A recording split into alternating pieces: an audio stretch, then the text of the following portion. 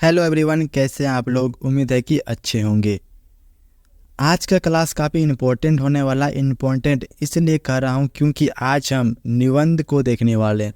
निबंध आपके एग्ज़ाम में 8 से 10 नंबर का आएगा और आता है, और एक एक नंबर आपके लिए काफ़ी इम्पोर्टेंट है। तो सोच लिए आपका 10 नंबर का सवाल है, ठीक है। तो चलिए शुरू करते हैं क्लास को। अगर आपको 10 में से 10 लाना है निबंध में तो एंड तक बने रहें क्लास के, ठीक है। तो चलिए स्टार्ट करते हैं। ओके, देखिए हमारा टॉपिक जो रहेगा आज का निबंध। हम आज 4 टॉपिक जो कि काफ़ी इम्पोर्टेंट टॉपिक है। पहला है दहेज प्रथा। दहेज प्रथा में काफ़ी बार पूछा गया और इस बार भी पूछ सकता है 2025 के एग्जाम में। दूसरा है छात्र जीवन में अनुशासन का महत्व। छात्र जीवन में अनुशासन का क्या महत्व है ये भी पूछ सकता है और पूछा जाता है। ये चारों काफ़ी इम्पोर्टेंट है, ठीक है ना।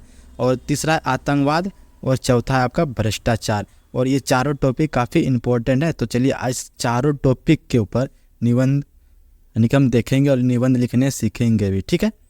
तो चलिए स्टार्ट करते हैं और प्लीज़ लाइक कर दीजिएगा वीडियो को। ओके, चलिए स्टार्ट करते हैं। देखिए पहला हमारा है दहेज प्रथा। दहेज प्रथा एक नंबर, ठीक है। देखिए दहेज प्रथा, देखिए दहेज प्रथा एक सामाजिक अभिश्राप है। दहेज प्रथा क्या, एक सामाजिक अभिश्राप है, ठीक है।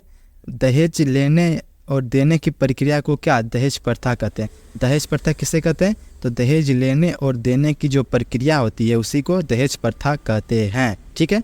हमारे समाज में किसी लड़की की शादी होती है तो हमारे समाज में यानी हमारे गांव में जो किसी की लड़की शादी होती है तो लड़का या उसके परिवार वालों ने सामान या पैसों की मांग की जाती है। जब किसी की शादी होती है किसी लड़की की तो लड़के की तरफ से सामान या फिर पैसों की मांग की जाती है। यह बहुत ही पुरानी प्रथा है, ठीक है। क्यों, दहेज प्रथा एक बहुत ही पुरानी प्रथा है, ठीक है। सरकार द्वारा इस प्रथा को हटाने के लिए बहुत कोशिश की, लेकिन अब तक ये समाप्त नहीं हो पाया। सरकार ने बहुत सारी कोशिश की दहेज प्रथा को हटाने के लिए, लेकिन अभी तक ये समाप्त नहीं हो पाया है दहेज प्रथा, ठीक है। ओके, तो देखिए दहेज प्रथा एक सामाजिक बीमारी है। दहेज प्रथा क्या, एक समाज के लिए एक बीमारी है, ठीक है, जो कि आजकल हमारे समाज में रफ्तार पकड़ रही है, यानी तेज़ी से बढ़ती जा रही है। यह हमारे जीवन की मकसद को छोटा कर देता है। हमारे जो मकसद होता है, हमारे जीवन के मकसद को क्या करता है, छोटा कर देते ही है, ठीक है। यह प्रथा निर्धारित करती है कि समाज में पुरुष ही सबसे बढ़कर है। यह प्रथा क्या निर्धारित करती है कि समाज में पुरुष ही सबसे बढ़कर है। जो अगर देखिए एग्जाम्पल में, अगर किसी के घर में अगर लड़की जन्म लेती है तो वो क्या उसकी मानसिकता मतलब छोटी हो जाती है, उसके ऊपर प्रेशर बन जाता है कि लड़की है दहेज देना पड़ेगा, शादी विवाह, ये मतलब बचपन से ही सोचते चलते हैं उसके बारे में, ठीक है। तो एक क्या है, उसके बारे में नीचा सोचने लगता है, ठीक है। तो देखिए महिलाओं का कोई महत्व नहीं रह जाता है समाज में, महिलाओं का कोई महत्व नहीं है। इस तरह के नीचे सोच के कारण ही हमारा समाज विकसित नहीं हो पाता है, और यही कारण है कि हमारा समाज क्या विकसित नहीं हो पाता है। और जो कि बोले लिंग के आधार पर भेदभाव करने के कारण ही, ठीक है। अगर किसी कोई लड़की अगर पढ़ी लिखी है, ससुराल चल गई है, शादी हो गई, तो अगर वो काम करना चाहती है अच्छे से तो उनको काम करना नहीं दिया जाता है और उनको मतलब घर में बंद करके रखा जाता है, नहीं कि घर भर में रखा जाता है, ठीक है। देखिए ऐसा नहीं करना चाहिए था। इस प्रथा को हमारे समाज में ज़्यादा महत्व दिया जाता है, ठीक है। जो कि दहेज प्रथा है वो समाज में क्या ज़्यादा महत्व दिया जाता है हमारे समाज में, चाहे कोई गरीब परिवार से हो या किसी अमीर परिवार से। तो चाहे वो गरीब हो चाहे अमीर हो, दहेज प्रथा सब में चलता है, ठीक है। और सभी लोग दहेज देते हैं और लेते हैं, ठीक है ना।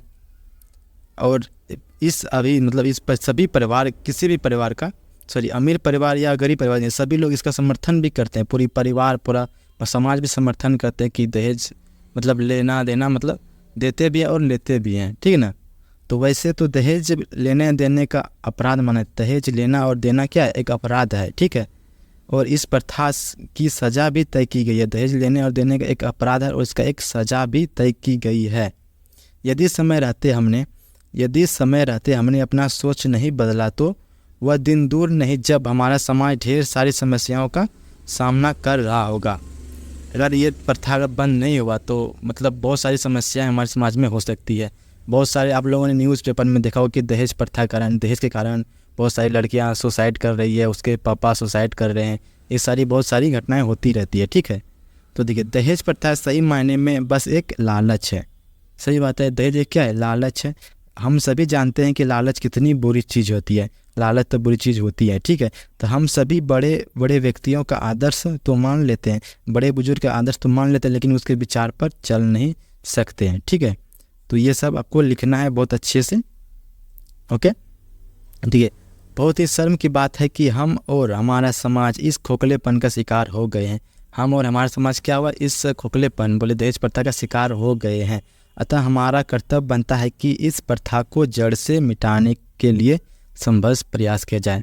देखिए, सरकार के प्रयास करने से कुछ नहीं होने वाला है।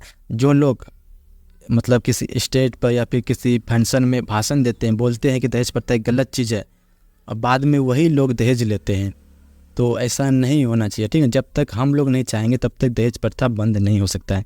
आप लोग कमेंट में बताइएगा कि आप अगर लड़का है तो दहेज लेंगे या नहीं लेंगे, आप लोग कमेंट में ज़रूर बताइएगा, ठीक है, ओके। देखिए नेक्स्ट देखते हैं, यहाँ से आपका 2 नंबर स्टार्ट होता है। दूसरा है छात्र जीवन में अनुशासन का महत्व। छात्र जीवन में अनुशासन का महत्व काफ़ी इम्पोर्टेंट है आपके लिए, ठीक है ना। और ये चारों काफ़ी इम्पोर्टेंट है, चारों में से एक को आपका आएगा तो आएगा एग्ज़ाम में, तो समझ लीजिए 8 से 10 नंबर आपका यहीं से हो जाएगा, ठीक है। तो देखिए, अनुशासन हमारे जीवन का अभिन्न अंग है। अनुशासन क्या है, हमारे जीवन का एक अंग है, ठीक है। सभी कार्य जो हम सही समय पर तथा सही तरीके से करते हैं अनुशासन कहलाता है।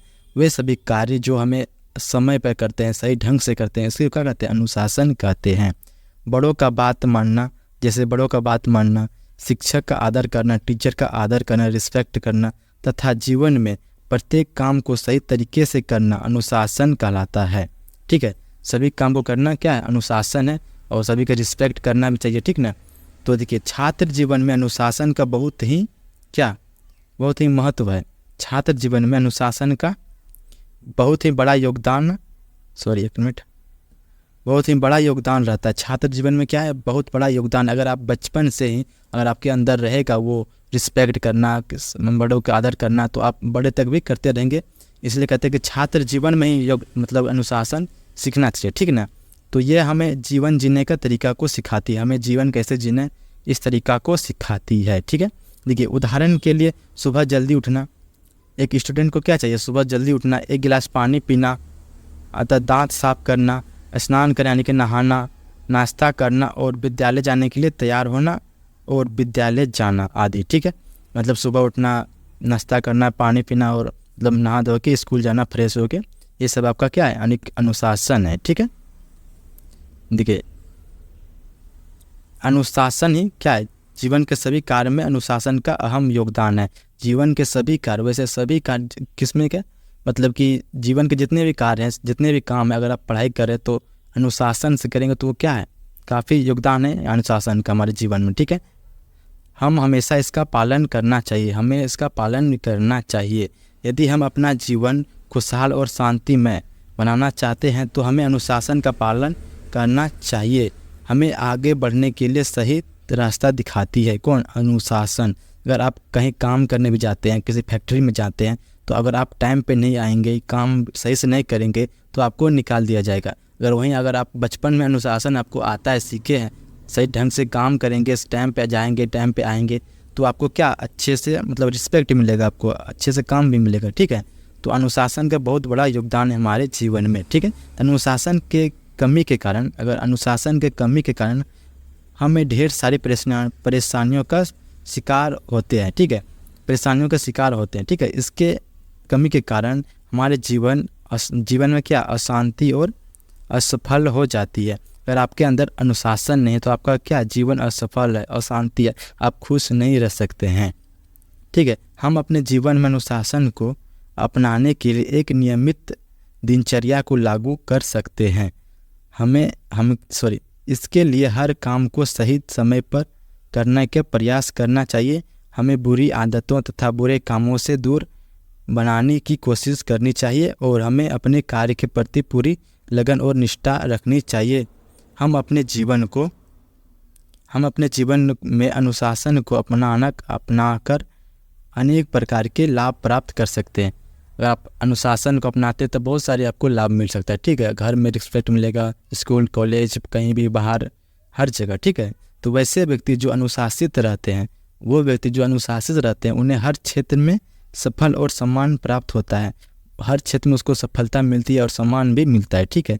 तो सैन्य कार्यों में इसका महत्व सबसे अधिक माना जाता है, यानी कि आर्मी डिपार्टमेंट में जो कि अनुशासन का सबसे बड़ा महत्व माना जाता है, ठीक है ना। अगर आप आर्मी में जाएंगे तो आपको अनुशासन ही देखा जाएगा आपको, ठीक है, आपका, ठीक है, कि आप कैसे करते हैं, टाइम पे सब काम करते हैं, ये सब, ठीक है। तो सबसे ज़्यादा जो महत्व में रखा जाता है वो सैन्य कार्य में, यानी कि आर्मी के डिपार्टमेंट में, ठीक है। तो अनुशासन हमारे समाज में बुरी व्यवस्था तथा परिणाम का कारण बनता है। अनुशासन हमारे समाज में बुरी कामों का इसका परिणाम भी बनता है, ठीक है। तो इसका महत्व हर क्षेत्र में, यदि एक रिक्शा चालक, देखिए अनुशासन का महत्व हर क्षेत्र में, ठीक है। अगर यदि एक रिक्शा चालक यानी कि एक रिक्शा चलाने वाला अनुशासन ना माने और मानने का इनकार कर दे और वह सड़क के बीचों बीच रिक्शा चलाने लगे, तो दुर्घटना होने की संभावना बहुत अधिक होती है, ठीक है। अगर आप अनुशासन नहीं मानेंगे, अगर आपको रोड पे चलने के लिए बोला है बाएं तरफ, अगर आप दाएं तरफ चलाएंगे गाड़ी, बाइक, तो एक्सीडेंट होने का चांस क्या है, ज़्यादा हो जाएगा, ठीक है, ठीक है। तो हमें चाहिए कि छात्र जीवन से ही अनुशासन के महत्व को समझने और उसका पालन करें।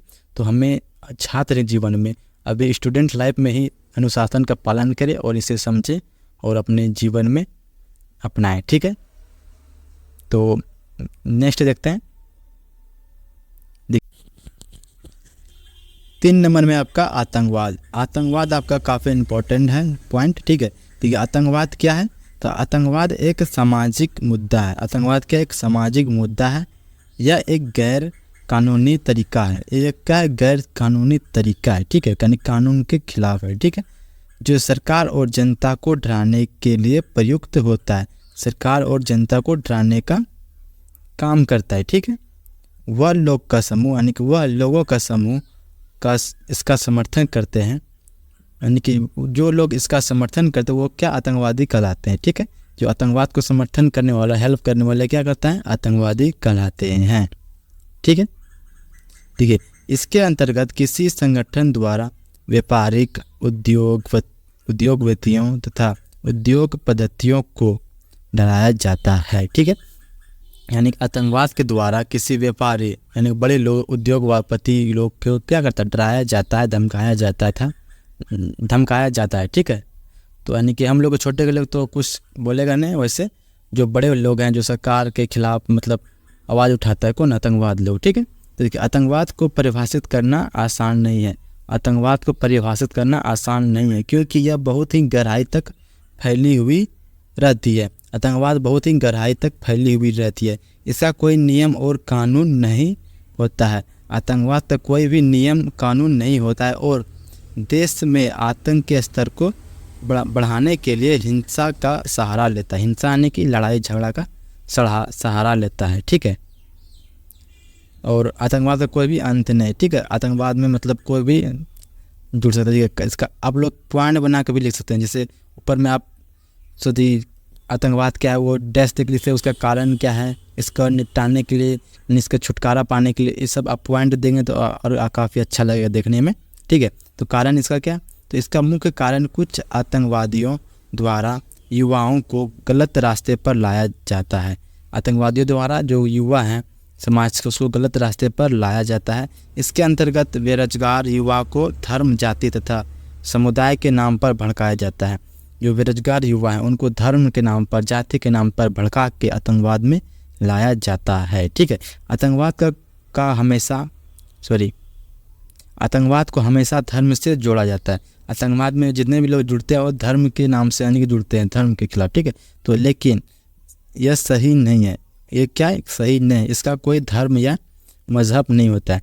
आतंकवाद का कोई भी धर्म नहीं होता है, लेकिन आतंकवाद में जो जितने भी लोग के जोड़े जाते हैं वो धर्म के खिलाफ हैं, धर्म के नाम पर ही जोड़े जाते हैं, ठीक है।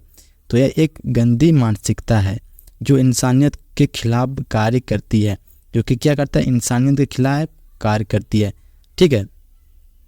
देखिए यहाँ से कि इसका उद्देश्य समाज में डर को कायम रखना, इसके निशाने पर हमेशा आम नागरिक होते हैं। इसका उद्देश्य क्या है कि डर को कायम रखना, डर बनाए रखना माहौल में, ठीक है, ठीक है। देखिए बचाने के उपाय, आप लोग ऐसे भी डैश करके मतलब लिख सकते हैं, बचाने के उपाय, इसका कारण, आतंकवाद क्या है, और काफ़ी अच्छा लगेगा देखने में। ठीक है, देखिए, आतंकवाद जैसे गंदी मानसिकता से बचने के लिए हमें सामाजिक के आदर्श पर चलने की कोशिश करनी चाहिए। हमें महापुरुष तथा नेक्स्ट पेज देशभक्ति के हमें महापुरुष यानी कि जो बड़े बड़े लोग हुए, ठीक है, जैसे विवेकानंद, भगत सिंह, बाबा साहेब, इन लोगों की जीवनी पढ़नी चाहिए। ठीक है, जिनके बारे में पढ़नी चाहिए ताकि हमारे अंदर मोटिवेट हो, हम देश के प्रति काम करें, ना ही देश के खिलाफ। ठीक है, तो यह गलत रास्ते पर चलने का प्रयास करें, ना हमें कोई भड़काए, और हमें बुजुर्ग से भी सलाह लेनी चाहिए। अगर कोई हमें भड़काए समाज में कि हमें आतंकवादी बन जाना चाहिए, तो हमें क्या करना चाहिए, जो बुजुर्ग लोग हैं, जो बूढ़े लोग हैं, उनसे सलाह लेनी चाहिए, क्या ये सही है या गलत है। ठीक है, फिर है निष्कर्ष में आपको लिखना है कि यदि हम आतंकवाद को ख़त्म करना चाहते हैं तो हमें गलत रास्ते पर चलने की आवश्यकता नहीं है। अगर आपको अंधेरे को ख़त्म करना है तो अंधेरे से नहीं बल्कि रोशनी से ख़त्म होती है। ठीक है, तो सेम इसी तरह अगर हमको आतंकवाद ख़त्म करना है तो हमें गलत रास्ता पर चलने की ज़रूरत नहीं है। ठीक है, हम कानून का सहारा लेकर इस भयंकर बीमारी को समाज और देश से दूर कर सकते हैं।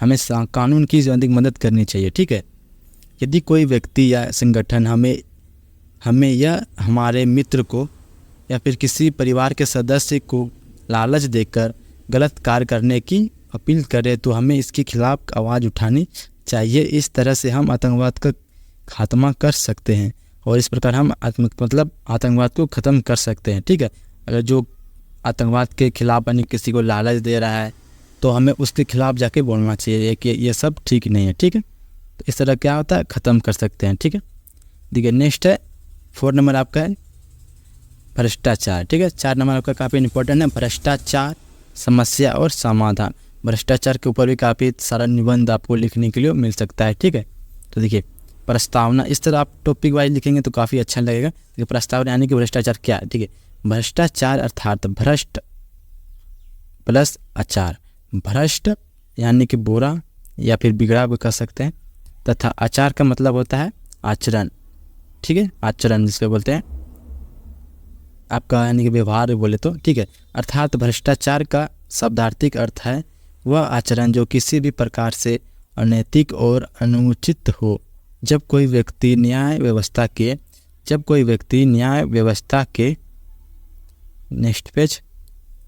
व्यवस्था के मान्य नियमों के विरुद्ध जाकर अपने स्वार्थ की पूर्ति के लिए गलत आचरण करने लगता है तो वह व्यक्ति भ्रष्टाचारी कहलाता है। आप समझिए। ठीक है, आप पहले पूरा पढ़ लेते उसके बाद आपको अच्छे से समझ में आ जाएगा। उसके बाद भी अगर आपको समझ में नहीं आए तो हम इस PDF को यानी कि ये हमारा जो कि व्हाट्सएप ग्रुप है उसमें डाल देंगे, आप वहाँ से अच्छे से पढ़ लीजिएगा। अगर आप हमारे व्हाट्सएप ग्रुप में नहीं जुड़े हैं तो डिस्क्रिप्शन में इसका लिंक दे देंगे, आप वहाँ जाके जुड़ जाइएगा। व्हाट्सएप ग्रुप में बहुत सारे बच्चे पहले से ऑलरेडी जुड़े हुए हैं और काफ़ी आपको वहाँ पे PDF नोट्स बहुत सारी चीज़ आपको मिलते रहेंगे। ठीक है, देखिए आज भारत जैसे सोने की चिड़िया कहलाने वाले देश में भ्रष्टाचार अपने जड़ फैला रहा है। हमारे देश का है सोने की चिड़िया कहलाने वाला देश था और लेकिन भ्रष्टाचार अपने जड़ फैला रहा है। आज पूरी दुनिया में भारत भ्रष्टाचार के मामलों में 94वें स्थान पर है। आपसे प्रश्न पूछा जाएगा ऑब्जेक्टिव कि भ्रष्टाचार के मामले में हमारे देश कितने नंबर पे हैं, तो 94वें नंबर पे हैं। ठीक है, तो भ्रष्टाचार के कई रंग रूप हैं, भ्रष्टाचार के कई सारे रंग रूप हैं, जैसे रिश्वत, कालाबाजारी, जानबूझकर दाम बढ़ाना, पैसे लेकर काम करना, सस्ता सामान लाकर महंगा बेचना। देखिए ये सब क्या है, भ्रष्टाचारी का क्या एक थी है जी। जैसे कि आप रिश्वत लेना, कोई भी काम के लिए घूस लेना, कालाबाजारी करना, जानबूझकर दाम बढ़ाना और पैसे लेकर काम करना या फिर सस्ता सामान लाकर महंगा बेचना आदि, ये सब क्या है, भ्रष्टाचारी है। ठीक है, मान लीजिए आपने 10 रुपये किलो कोई सब्जी लाए, ठीक है, कहीं दूर से, और आपने यहाँ आपके 100 रुपये किलो बेच रहे हैं, तो ये क्या एक भ्रष्टाचारी है। ठीक है, आप 10 रुपये लाएँ, आप उसको 20 रुपये बेच सकते हैं, लेकिन आप इतना ज़्यादा नहीं बेच सकते। ठीक है, तो ये एक प्रकार का भ्रष्टाचारी है। ठीक है, देखिए भ्रष्टाचार के कई कारण हैं। भ्रष्टाचार में मुख्य रूप से घूस यानी कि रिश्वत को चुनाव में जैसे घूसपत मतलब रिश्वत बोल सकते हैं, या फिर चुनाव में धांधली, ब्लैकमेल करना, टैक्स की चोरी करना, झूठी गवाही, झूठी मुकदमा, परीक्षा में नकल, परीक्षार्थियों का गलत मूल्यांकन, हफ्ता वसूली, जबरन चंदा लेना, ज़बरदस्ती चंदा लेना, न्यायाधीशों द्वारा परीक्षापूर्ण नियर जैसे, ठीक है। यानी कि ये सब क्या है कि भ्रष्टाचार का उदाहरण है, ठीक है। जैसे धांधली करना, ब्लैकमेल करना, टैक्स चोरी करना, झूठी गवाही देना किसी के खिलाफ पैसा लेके, या फिर परीक्षा में नकल करना। यानी परीक्षा बहुत सारे विद्यार्थी अभी भी मतलब सेंटर बैठते हैं पैसा लेके, तो ये क्या है, भ्रष्टाचार है, ठीक है। पैसा ले लेते हैं 10,000 15,000, उसके बदले में एग्ज़ाम देते, परीक्षा देते, ये सब क्या है, एक भ्रष्टाचार का उदाहरण है, ठीक है। तो पैसे लेकर वोट देना, ये सब भी भ्रष्टाचार का उदाहरण है, ठीक है, आदि सब, ठीक है। शराब आदि, ठीक। रिपोर्ट छापना, अपना कार्य को करवाने के लिए नकद राशि देना, यह सब क्या भ्रष्टाचार का ही एक रूप है, ठीक है। जब कहीं आप ऑफिस में गए, बहुत सारे लोग लाइन में लगे हैं सुबह से शाम तक, और आप गए पैसे लेके दे दिए साइड से, आपका काम हो गया, ये सब क्या है, भ्रष्टाचार ही है, ठीक है। ठीक है, भारत में बढ़ता भ्रष्टाचार एक बीमारी की तरह है। भ्रष्टाचार एक क्या, एक बीमारी की तरह है, जो कि आज भारत देश में भ्रष्टाचार तेज़ी से बढ़ रही है, ठीक है। भ्रष्टाचार आज क्या हो रही है, तेज़ी से बढ़ रही है, ओके, ठीक है, बढ़ रही है, ठीक है। इसकी जड़ तेज़ी से फैल रही है यदि समय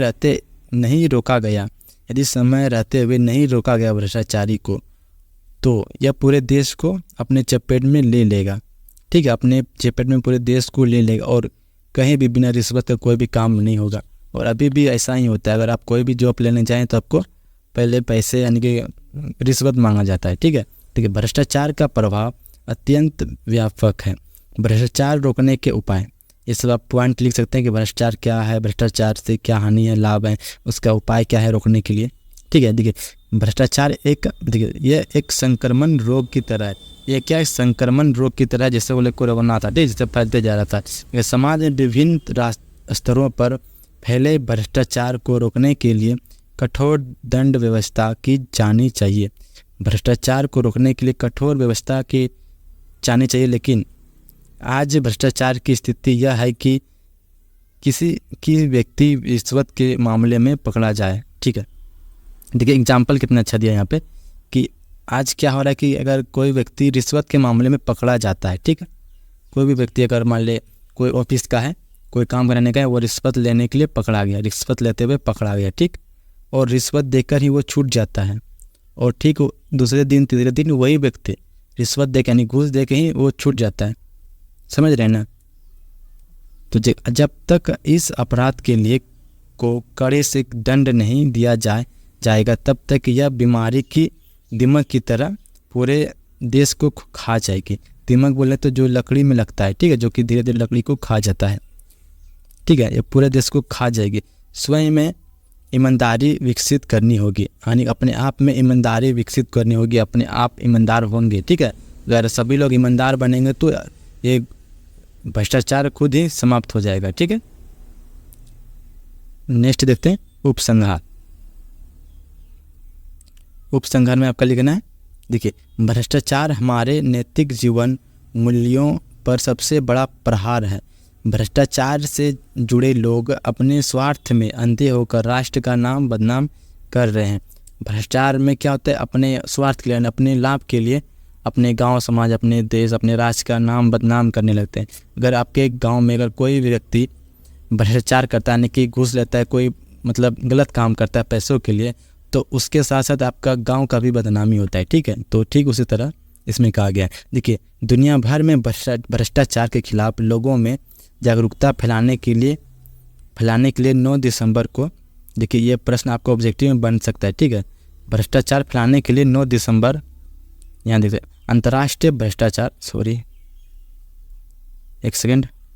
अंतर्राष्ट्रीय भ्रष्टाचार विरोधी दिवस। ये प्रश्न आपके पूछ सकता है कि अंतर्राष्ट्रीय भ्रष्टाचार जो दिवस मनाया जाता है वो कब मनाया जाता है, ठीक है। तो देखिए, संयुक्त राष्ट्र महासभा ने 31 अक्टूबर 2003 को एक प्रस्ताव पारित कर अंतर्राष्ट्रीय भ्रष्टाचार विरोधी दिवस मनाए जाने की घोषणा की। कब? 31 अक्टूबर 2003 को किया था। ठीक है, भ्रष्टाचार के खिलाफ संपूर्ण राष्ट्र एवं दुनिया का इस जंग में शामिल होना एक शुभ घटना कही जा सकती है, क्योंकि भ्रष्टाचार आज किसी एक देश की नहीं बल्कि संपूर्ण विश्व की समस्या है। ठीक है, भ्रष्टाचार हमारे देश में नहीं बल्कि पूरे विश्व में हर जगह भ्रष्टाचार फैली हुई है। ठीक है, नेक्स्ट देखते हैं। आज के लिए इतना ही, मिलते हैं नेक्स्ट वीडियो में। अगले वीडियो में आपको कराएंगे आवेदन। ठीक है, आवेदन लिखने के लिए सिखाएंगे, आवेदन जो कि काफ़ी इम्पोर्टेंट है। सभी प्रकार के आवेदन यानी कि एप्लीकेशन जिसको बोलते हैं, बहुत सारे कैटेगरी का आपको सिखाएंगे लिखने के लिए। तो अगर आपको वीडियो ये पसंद आया तो लाइक करें एंड शेयर करें दोस्तों को, और हमारे जो कि व्हाट्सएप ग्रुप पे ज़रूर से ज़रूर जुड़े, आपको वहाँ पे ये PDF आपको मिल जाएगा। ठीक है, मिलते हैं नेक्स्ट वीडियो में।